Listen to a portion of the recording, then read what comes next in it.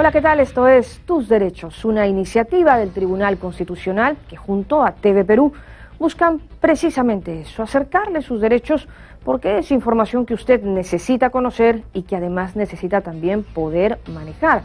Como por ejemplo el estar en plena conciencia que todos los peruanos, todos los hijos de esta tierra, compartimos no solo un territorio, sino también la diversidad natural que hay en él y además y sobre todo la diversidad cultural. Hoy en Tus Derechos hablamos sobre el derecho de los pueblos originarios. Soy Rocío Aliaga, bienvenidos.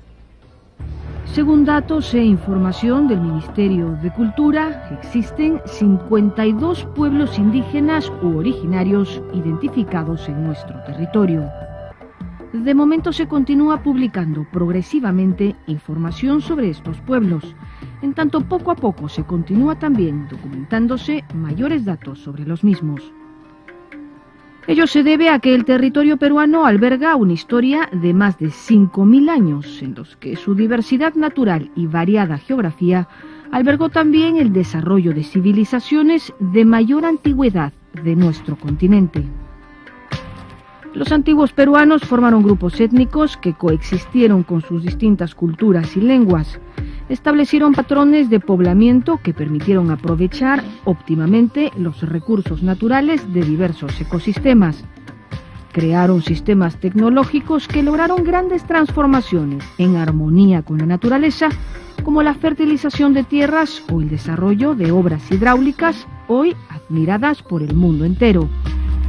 Durante el proceso de colonización, pese a que la población conquistada fue prohibida de expresarse en su propia lengua y cultivar su cultura, muchas de estas prácticas y creencias permanecieron y permanecen vigentes. Hoy en día estos pueblos mantienen y reproducen instituciones culturales propias como el uso de lenguas ancestrales, el quechua y el aymara en los Andes, el ashaninka y el shipibo-conibo en la Amazonía. Desarrollan prácticas culturales ancestrales que coexisten en el Perú actual y se mezclan con prácticas posteriores como la vestimenta occidental, el uso del castellano y la tecnología moderna. Son estos pueblos a los que hoy conocemos como pueblos indígenas u originarios. En el Perú el Estado ha reconocido el espacio donde tradicionalmente se han desarrollado y organizado estas poblaciones mediante leyes que han sido recogidas y protegidas por la Constitución, la cual otorga legalidad a las comunidades nativas y comunidades campesinas.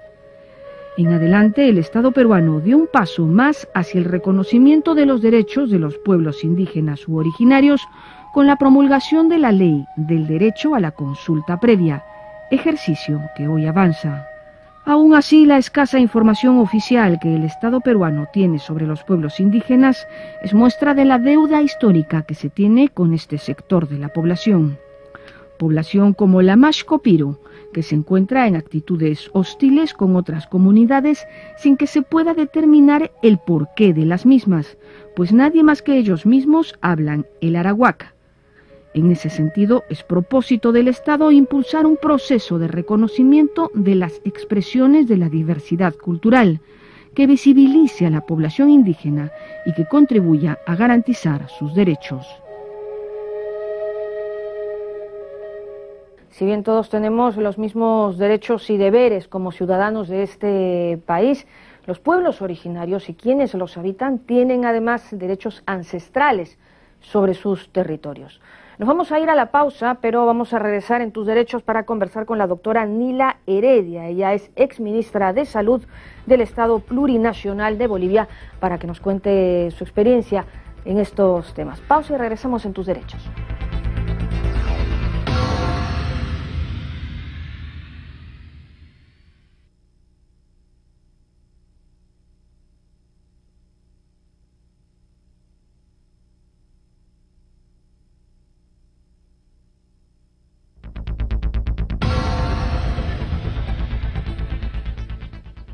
Estamos ya de regreso en Tus Derechos, esta mañana conversando acerca del derecho de los pueblos originarios. Habíamos ya anunciado a nuestra invitada y es la doctora Nila Heredia Miranda, médica boliviana y además ex ministra de Salud del Estado Plurinacional de Bolivia. Doctora Heredia, buenos días, gracias por estar con nosotros, bienvenida a Tus Derechos. a TV Perú y también al país. Bueno, el solo hecho ya de que ustedes se llamen Estado Plurinacional de Bolivia le da pues otro enfoque, ¿no? al tema del país, de la inclusión, que es un tema que estamos nosotros recién ahora abordando desde política de Estado. ¿Desde cuándo se llaman Estado Plurinacional? Permítame primero agradecerle y saludarle, por favor. Y agradecerle por permitirme llegar al público peruano, a quien tengo muchísimo aprecio. Nos llamamos Estado Plurinacional desde el 2009. Ajá. El 2006, cuando fue elegido el presidente Evo Morales, se constituyó la Asamblea Constituyente, ¿Ya? que duró un año, pero luego hubo el referéndum, etcétera. Y se resolvió la Asamblea Constituyente cambiar el nombre de República de Bolivia a Estado Plurinacional, porque el Estado en la Constitución reconoce que Bolivia está constituida por 36 naciones indígenas originarias, que es la que tenemos, más los afro-bolivianos, y que tienen los mismísimos derechos que los pueblos originarios, porque ellos vinieron no porque vinieron a colonizarnos, sino los trajeron. Tiene exactamente los mismos derechos. Esto marca una diferencia importante porque quiere decir que Bolivia reconoce el derecho de las 36 nacionalidades, pueblos, con su cultura, historia, etcétera. No depende del número de personas de cada una, sino de la existencia. Entonces, ese tiene un salto cualitativo muy importante en lo que significa el Estado como... Claro. Reconoce a todas estas poblaciones. Claro, pero en realidad es un cambio de nombre que vino acompañado, supongo, también de otras políticas que apoyen, ¿no? Esa imagen que ahora ustedes querían dar a su propia nación, a su propio pueblo. Claro, claro. El cambio de nombre tiene una connotación de enorme importancia, porque la discusión se debate también en el hecho de qué queremos, o sea, estamos en una época de crisis climática, ambiental, crisis financiera, crisis del capitalismo, no solo del neoliberalismo. ¿Y cuál es el futuro que nos queda? ¿Vamos a seguir peleando por esta lógica individualista, de la competencia, etcétera? ¿O el futuro de los pueblos es pelear por una sociedad diferente, una utopía que es el vivir bien o el buen vivir, ¿no? El summa causa o summa camaña o el ñandereco? Claro, que son en realidad ¿no? Pensamientos e ideologías ancestrales, ¿no? Claro, porque nuestros pueblos vivían no para competir, sino era una lógica complementaria, ¿no? Como tal, los pueblos entienden que las personas no son individuos aislados, sino que vivimos en comunidad y siempre hay una especie de solidaridad, de complementariedad. El hombre se complementa con la mujer, ¿no es verdad? No hay noche sino hay día. De tal manera que hay una complementación permanente, no hay una disputa, no hay una competencia. Si no existe usted, yo no existo. Entonces, la lógica del vivir bien no es volver a lo antiguo, sino es recuperar lo antiguo en los valores, donde el tema del vivir en conjunto, ¿no es cierto?, del recorrer en conjunto es un tema central, porque las poblaciones han ido trabajando y han ido creciendo en función del conjunto y no de uno que quiere sobresalir, vivir mejor, por eso es la discusión, vivir mejor a expensas de los demás. El ser humano es el único que tiene capacidad de razonar y de modificar la naturaleza. Desde esa lógica que es buena, hemos ido a la destrucción de la naturaleza y hoy estamos destruyendo la naturaleza. Entonces comenzamos a plantear, nosotros la naturaleza nos corresponde a nosotros, nos pertenece a nosotros, o es que nosotros le pertenecemos a la tierra. Y en ese sentido esta tiene un derecho, ¿no? Y en este sentido la tierra tiene un derecho, ¿no? Claro. Este es un debate que ha llevado meses, que sigue siendo, se sigue trabajando el tema del vivir bien. No es que sea una receta, porque las comunidades no tienen recetas, ¿verdad? La sociedad no tiene recetas, lo que sí tiene formas de actuar entre ellas para que nos conduzcan y para que todos ustedes, un niño y yo, podamos llegar a una meta bien, y no en una competencia donde si seguimos así seguramente sobrevivirán los que tengan escafandras y oxígenos, etcétera, los demás estarán ahogados unos o los otros quemados en la altura. Claro, suena increíble, pero es un poco a lo que caminamos, ¿no? A lo que vamos es así. Y sin pensar, ¿no? Dando un paso detrás de otro. Y yo termino con un tema que es importante. Hoy se está haciendo una discusión acá, es una reunión importante en el Perú sobre lo que es que se llama el medio ambiente, etcétera, etcétera, y donde están contribuyendo para un fondo verde.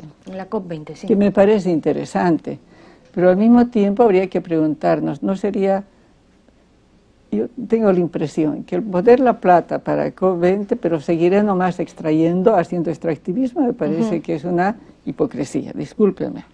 Que yo creo que todo el mundo tiene que pensar no solo en la protección de la naturaleza, pero hacerlo bien, porque la Amazonía peruana, boliviana, brasilera se está destruyendo. Claro, no, de hecho es una polémica y para eso se generan estos foros para que se discutan, en los que de hecho Bolivia también participa. Sí, pero claro, se sigue extrayendo, se sigue alterando la... Entonces, ojalá que esa platita que están entregando no sea para poner una curita en la conciencia de que estamos dando plata para aquello. Tiene que ir acompañado de acciones y a lo mejor de cambios de sistema. Y en ese sentido ustedes pararon hacia el 2006 y hacia el 2009, es que reconocen, no solo en sus políticas de Estado, sino incluso en los nombres a estas 36 o 36 pueblos originarios, ¿no? Que conforman su país. Así es. Y tal vez un elemento que justo esta mañana estuvimos discutiendo en este congreso, que es de enorme importancia, que es de bioética, que tiene cambios interesantes, porque el tema de la ética médica es muy antigua, el dogma médico es muy antiguo, y siempre se ha circunscrito en una lógica principista de la ética en el sentido de cuáles son los valores y las morales en mi relación persona a persona, entre médico, paciente, etcétera. Y la bioética amplía digamos, este tratamiento y conceptualiza y ubica que el problema está más allá de la relación médico-paciente, sino una relación, todos somos humanos, y entonces esta relación de la construcción de la salud se está dada no entre personas, sino con la comunidad. Y el tema de la interculturalidad aquí tiene un valor importante. Porque si en Bolivia reconocemos 36 nacionalidades, Perú tiene más de 20 nacionalidades, no sé, más de 40 nacionalidades, si Bolivia reconoce aquello, lo lógico es que reconoce culturas, historia, lo lógico es que sus políticas sociales, educativas, sanitarias, etcétera, incorpore el tema de la interculturalidad, ¿no es verdad? Pero la interculturalidad no es la absorción. No es que estos indígenas los vamos a absorber y los vamos a modernizar, no. Sino que todos somos modernos y todos tenemos capacidades, nadie está en la edad de piedra, ¿no? Pero es el reconocimiento de los saberes en el mismo nivel. Y la complementariedad, porque los saberes de ellos tienen tanto valor como mis saberes. Entonces es un reto muy grande. No crecer para incluir, sino incluir para crecer, tal vez. Bueno, muchísimas gracias. No es incluir para nada, porque yo le incluyo a usted porque parece un objeto. No, usted piensa, el sujeto. Ya, pero no me refiero a incluir en recoger también las opciones, las visiones de los demás y todos ser parte de uno mismo. Nos complementamos, no nos incluimos. ¿No? No lo incluye usted, me complementa usted a mí, porque yo le respeto del mismo nivel. Entonces, esta discusión es muy larga. Sí, bueno, ya se nos quedó poquísimo el tiempo. Muchísimas gracias, doctora Nila Heredia Miranda, exministra de Salud del Estado Plurinacional de Bolivia, por haber estado con nosotros. Nos vamos rapidito a la pausa, pero regresamos para seguir hablando del derecho de los pueblos originarios. Volvemos.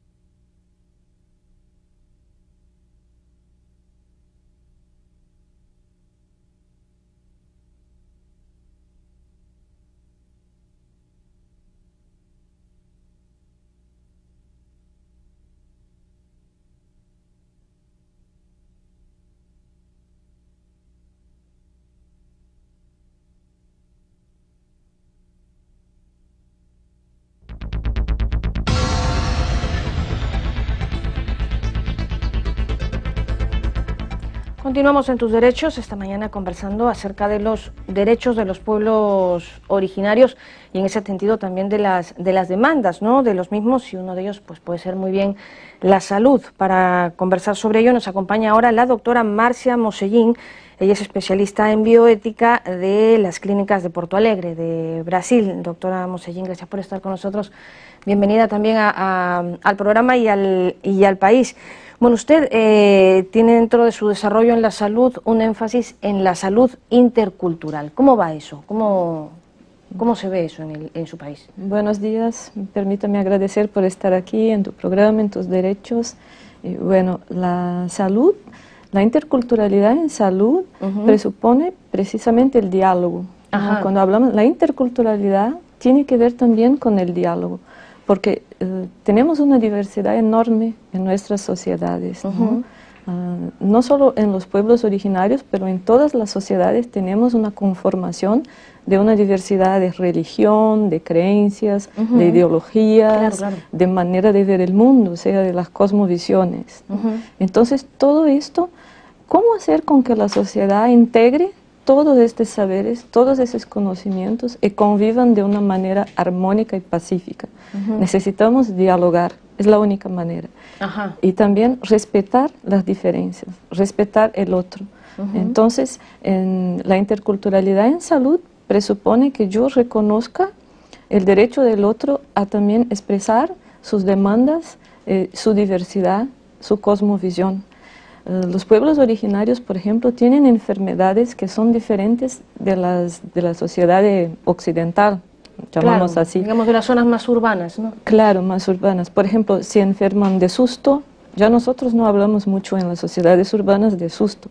Hablan de empacho, cuando uno está empachado, el malestar digestivo. O por estos lares, el chucaque, no sé cómo lo llamará. Pues esto no lo conozco, acabo de conocer. Claro, es como del susto o algo por el estilo. Ya estamos haciendo interculturalidad porque empezamos a intercambiar saberes y conocimientos, ¿no? No importa cómo llamamos, cómo se llama la enfermedad, también porque el padecer, y ustedes en español tienen esta palabra muy bonita, el padecer, que nosotros en portugués, bueno, pasamos un poco como la experiencia de la enfermedad, porque cada quien se enferma de una manera diferente, ¿no? Cada quien se embaraza de una manera diferente, el sentimiento que tiene uno es diferente. Entonces, compartir todos esos saberes, dialogar y sobre todo respetar las diferencias son también presupuestos de la interculturalidad. Entonces necesitamos no hacer hospitales puros hegemónicos que nada más atienden las enfermedades de las sociedades urbanas. Tenemos que intercambiar, pero la interculturalidad no es solo esto, hacer hospitales que atiendan a los pueblos originarios y que traigan sus enfermedades desde una mirada occidental. Tenemos que, por ejemplo, hay experiencias, pues en Bolivia hay buenas experiencias con esto, en México hay algunas experiencias también que han logrado suceso y otras no. En un hospital, por ejemplo, en Campeche, hace años, colocaron hamacas, han puesto hamacas para las embarazadas, porque se sentían mejor, porque están acostumbradas, no estaban acostumbradas a nuestras camas. Claro, bueno, por acá hubo una experiencia parecida cuando llevaron la salud dentro de los servicios básicos a las zonas más alejadas, pues llevaron las camas, ¿no?, para que se echen cuando en la costumbre del ande pues es dar a luz o en rodillas o en coquillas. Claro, o casi parada, ¿no?, semiparada. Entonces no iba la gente al centro de salud y se tuvo que adecuar el modo a sus formas, ¿no? He tenido algunas experiencias en México donde estudié interculturalidad así parecidas, porque entonces se preguntaban los hombres del negocio, ¿no?, ¿por qué no llegan las indígenas a tener su parto aquí en el hospital intercultural? Pues porque hicieron toda una sala de parto que no tenía nada que ver con cómo se hace el parto tradicional. Entonces este intercambio, es decir, una convivencia armónica y pacífica de los saberes, no de los dos saberes, de los varios saberes que existen. Y por eso también la interculturalidad, perdón, el español a veces me sale un poco duro, va más allá de incluir, porque lo que tenemos es que no se trata de tolerar también. A veces las personas piensan que se trata como de tolerar la diferencia, ¿no? Es como respetar, porque yo respeto la diferencia y la diferencia del otro respeta a mí. Y a veces tenemos una alteridad desde la mirada de que nosotros somos el centro. Ajá. Pensamos, el otro es diferente a mí. Pero ¿qué tal invertir esta lógica? Yo soy diferente al otro. Entonces todos somos diferentes. Y el bonito, que bueno, ¿no? Que somos, bueno, de diferentes colores, de diferentes etnias, hablamos diferentes lenguas. Y entonces esta convivencia que debería o que debe ser armónica y pacífica es el importante de lograr. Y así también en la salud. Claro, porque tienen derecho a ser atendidos dentro de sus costumbres también, ¿no? También, claro. Y a veces me ha pasado en la experiencia que tuve ahí en México, sobre todo, que es donde estudié, que a veces pensamos que a los indígenas no quieren el conocimiento, lo que sería el científico, pero a veces sí quieren. Y una vez una indígena muy sabia de la etnia Tzotzil me dijo, cuando pregunté sobre esto, me dijo, pues las enfermedades que puedo ir con el chamán, voy con el chamán, pero las enfermedades que tengo que ir con el doctor, voy con el doctor. Así de sencillo. Y la tenían súper identificado. Claro, somos nosotros de las sociedades urbanas que creamos como que un monstruo ahí que ellos solo van a querer lo de ellos. No, ellos también quieren intercambiar, pero lo que más quieren es que los respetemos. Y el tema es que a mí me parece que ellos nos respetan más de que nosotros respetemos a ellos, ¿no? ¿Y por qué? ¿Por qué siente eso? Porque creo que nosotros, bueno, la sociedad hegemónica que tiene más poder, los obliga a comportarse de una manera que es la manera que esperamos que ellos atendan, ¿no? Y ellos no piensan así, creo que ellos nos respetan mucho más. Claro, me ha gustado esto que dice de invertir la situación, ¿no? Claro, porque podría ser un ejercicio necesario. Así también se pasa, la interculturalidad va más allá de los pueblos originarios, también con los derechos sexuales y reproductivos. Entonces, cuando ves, por ejemplo, todo lo que es la orientación sexual, muchas veces lo vemos a los homosexuales, o las travestis, a los intersexuales, a los transexuales, como el diferente. Pero ¿qué tal si nosotros que somos el diferente a ellos? Esa es una lógica que permite a uno pensar que el respeto es la convivencia armónica de la sociedad. Si yo respeto, el otro también me va a respetar. Claro. Y luego en Brasil, en este ambiente tan grande y de tanta selva que manejan ustedes, ¿cómo han hecho para unificar a lo mejor en la salud a tantas etnias y pueblos originarios que conviven con todos allí? Pues sí, esto no está bien planeado. Creo que en los otros países de América Latina eso está bien más organizado. No, hay una Fundación Nacional de Salud que se ocupa de la salud indígena en Brasil, pero también se ocupa mucho desde una mirada, a mi modo de ver, desde una mirada occidental. ¿No? Los saberes no han todavía alcanzado a respetar e introducir todos estos saberes tradicionales de las comunidades indígenas, traer para lo que es la medicina científica, ¿no? Claro.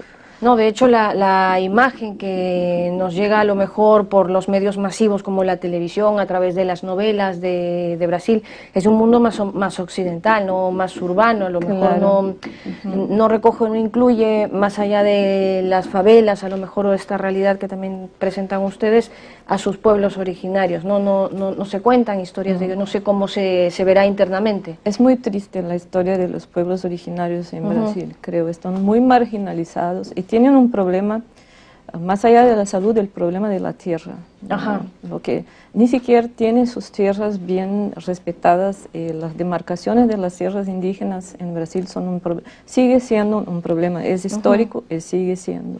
Y una población muy disminuida, ¿no? Ya una matanza enorme desde el principio de la colonización. Los que han sobrevivido se han poco a poco desapareciendo. Hay un problema gravísimo de suicidio entre los indígenas brasileños. Alcoholismo y suicidio. Esto los medios no lo publicitan mucho, pero sí hay. No, pero lo del alcoholismo a lo mejor es algo que se repite en la región, ¿no? Y a lo mejor ya va más allá y puede que pase por temas de salud, tal vez de depresión, no sentirse incluidos. Bueno, en realidad tenemos una tarea pendiente, ¿no? Todos los países de la región respecto de los derechos de los pueblos originarios, y hablarlo es una manera de traer a la discusión el debate, y en ese sentido pues de buscar salidas, de buscar soluciones. Muchísimas gracias por haber estado con nosotros, por haber compartido sus impresiones. Ha sido la doctora Marcia Moselin, especialista en bioética de las clínicas de Porto Alegre en Brasil. Nosotros nos vamos ahora a las opiniones del programa. La lógica de vivir bien no es volver a lo antiguo, sino recuperar lo antiguo en los valores, donde el tema de vivir en conjunto es un tema central. Compartir saberes, dialogar y sobre todo respetar las diferencias son también presupuesto de la interculturalidad.